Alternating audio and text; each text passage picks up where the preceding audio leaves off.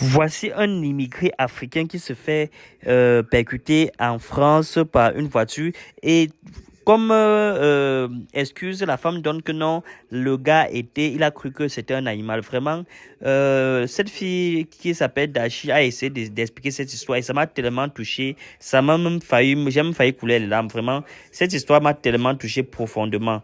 Donc, vraiment, je pense que, et regardez la vidéo, après on revient. Imagine un jour qu'en partant au boulot, tu te fasses percuter par une voiture et la personne qui t'a percuté dit à la police qu'elle a cru que t'étais un animal. Elle t'a confondu avec un animal.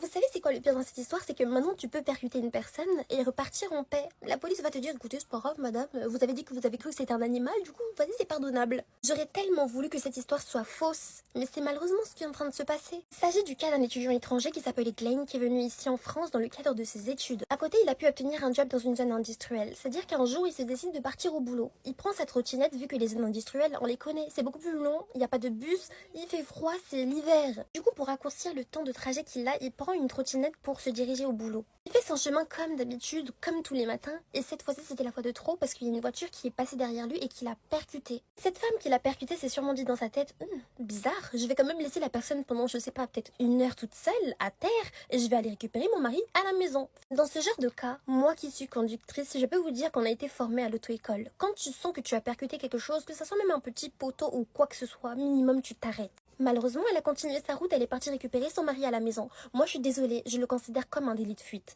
Parce que tu peux très bien appeler, t'as ton téléphone, tu peux appeler ton mari pour qu'il puisse venir sur place, ou tu peux appeler les ambulances, ou appeler la police, surtout qu'il s'agit d'une vie. Pas besoin de faire des grandes études pour savoir qu'une personne qui a été percutée à terre entre la vie et la mort, qui a sûrement un dommage, un traumatisme crânien ou je sais pas, peu importe, tu sais très bien qu'il faut pas la laisser seule. Tout le monde sait que ça se compte à des secondes, à des minutes, une vie peut être sauvée. Moi, ce qui me tue le plus dedans, c'est la personne qui a percuté dit non, j'ai cru que c'était un animal.